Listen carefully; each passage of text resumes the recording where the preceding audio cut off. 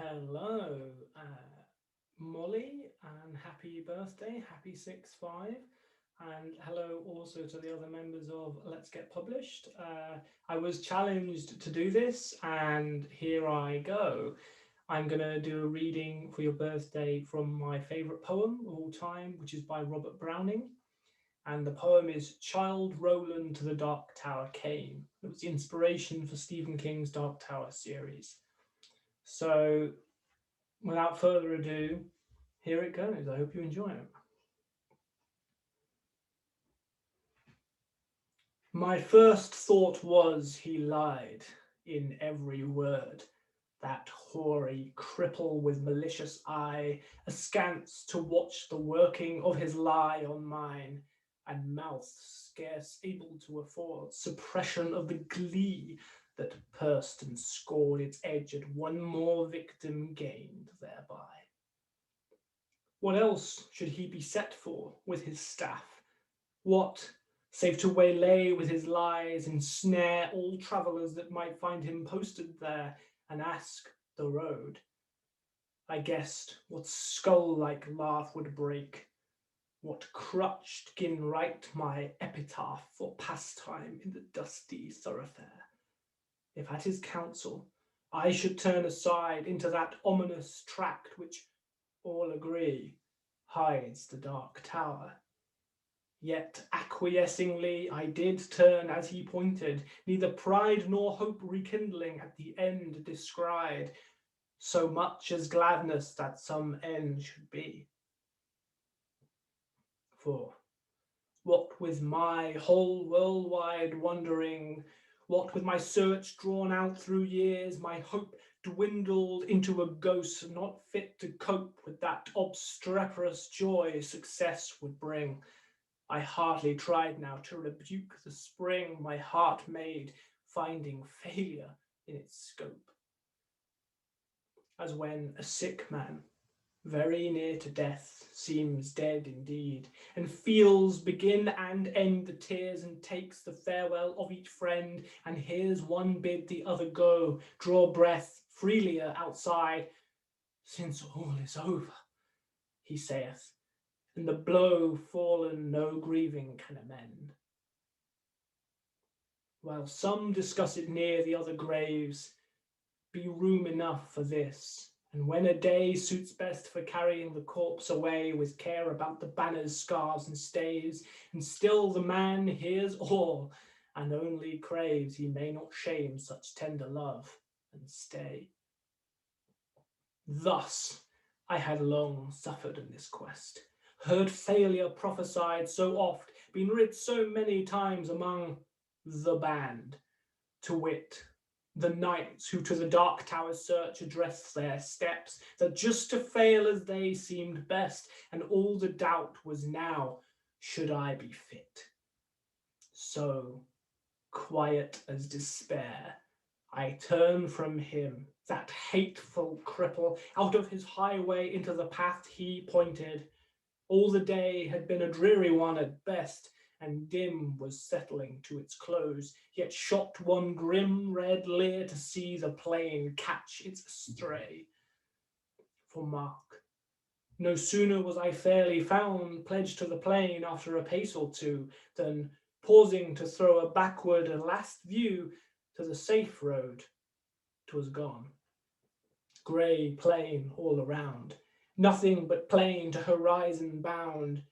I might go on, naught else remained to do. So on I went. I think I never saw such starved, ignoble nature. Nothing throve for flowers as well expect a cedar grove, but cockle, spurge, according to their law, might propagate their kind, with none to awe. You'd think a burr had been a treasure trove. No. Penury, inertness, and grimace, in some strange sort, were the land's portion.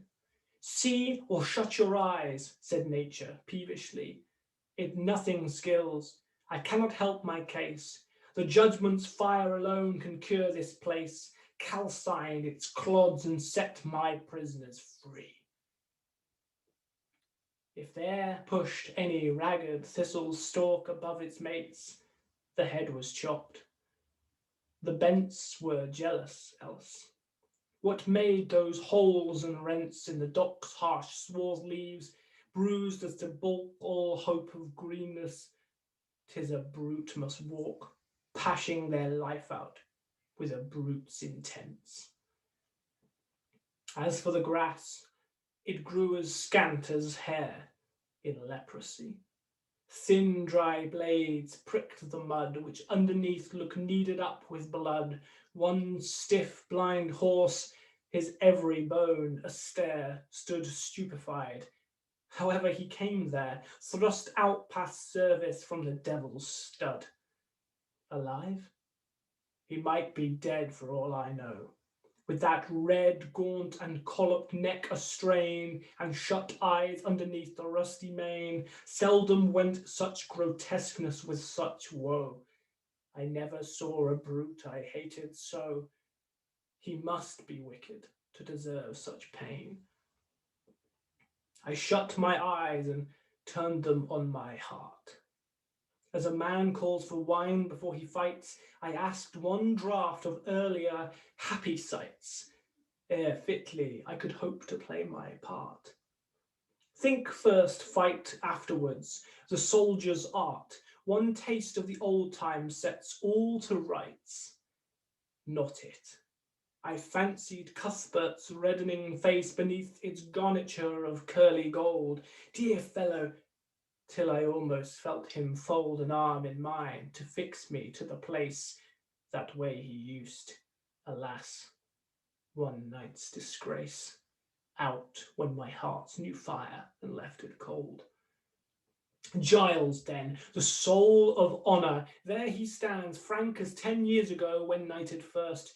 What honest men should dare, he said, he durst. Good, but the scene shifts. Oh, what hangman's hands pin to his breast a parchment, his own bands, read it. Poor traitor, spit upon and cursed. Better this present than a past like that. Back, therefore, to my darkening path again. No sound, no sight, as far as I could strain. Will the night send a howlet or a bat? I asked, when something on the dismal flat came to arrest my thoughts and change their train. A sudden little river crossed my path, as unexpected as a serpent comes. No sluggish tide congenial to the glooms. This, as it frothed by night, might have been a bath for the fiend's glowing hoof, to see the wrath of its black eddy bespate with flakes and spumes, so petty yet so spiteful. All along, low scrubby alders kneeled down over it. Drenched willows flung them headlong in a fit of mute despair, a suicidal throng. The river which had done them all the wrong, whate'er that was, rolled by, deterred no whit. Which, while I forded, good saints, how I feared to set my foot upon a dead man's cheek. Each step, or feel the spear I thrust to seek for hollows tangled in his hair or beard. It may have been a water rat I speared, but ugh, it sounded like a baby's shriek. Glad was I when I reached the other bank. Now for a better country. Vain presage. Who were the strugglers? What war did they wage? Whose savage trample thus could pad the dank soil to a plash? Toads in a poisoned tank, or wild cats in a red-hot iron cage? The fight must so have seemed in that fell cirque. What kept them there with all the plain to choose? No footprint leading to that horrid mews, none out of it. Mad brewage set to work their brains, no doubt, like galley slaves the Turk pits for his pastime, Christian against Jews.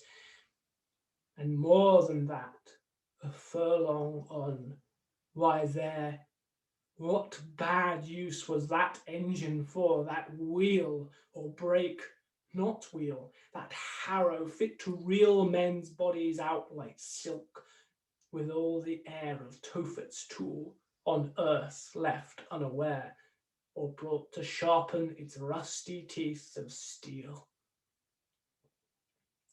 Then came a bit of stubbed ground, once a wood. Next a marsh, it would seem, now mere earth, desperate and done with.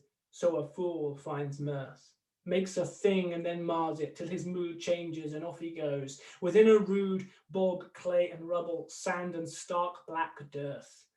Now blotches rankling, coloured gay and grim, now patches where some leanness of the soils broke into moss or substances like boils. Then came some pulsied oak, a cleft in him like a distorted mouth that spits its rim, gaping at death and dies while it recoils. And just as far as ever from the end, naught in the distance but the evening, naught to point my footsteps further. At the thought, a great black bird, Apollyon's bosom friend, sailed past, nor beat his wide-winged dragon pen that brushed my cap, perchance the guide I sought. For looking up, aware I somehow grew, spite of the dusk, the plain had given place all round to mountains, which such name to grace mere ugly heights, and heaps now stolen in view. How thus they had surprised me, solve it you, how to get from them was no plainer case. Yet half I seem to recognize some trick of mischief happened to me. God knows when, in a bad dream perhaps. Here ended then progress this way, when, in the very nick of giving up, one time more came a click as when a trap shuts, you're inside the den. Burningly, it came on me all at once. This was the place. Those two hills on the right, crouched like bulls, locked horn in fight, while to the left a tall, scalped mountain. Dunce, fool, to be dozing at the very nonce after a life spent training for the sight. What in the midst lay but the tower itself, the round squat turret, blind as the fool's heart, built of brown stone, without a counterpart in all the whole world. The tempest's mocking elf points to the shipman thus the unseen shelf he strikes on only when the timbers start. Not see? Because of night, perhaps. Why, day came back again for that. Before it left, the dying sunset kindled through a cleft. The hills, like giants at a hunting, lay, chin upon hand to see the game at bay, now stab and end the creature to the heft. Not here, when noise was everywhere, it tolled, increasing like a bell, names in my ears of all the lost adventurers, my peers, how such a one was strong, and such was bold, and such was fortunate, yet each of old lost. One moment knelled the woe of years. There they stood, ranged along the hillsides, met to view the last of me. A living frame for one more picture. In a sheet of flame I saw them all, and I knew them all, and yet dauntless, the slug horn to my lips I set and blew. Childe Roland to the dark tower came.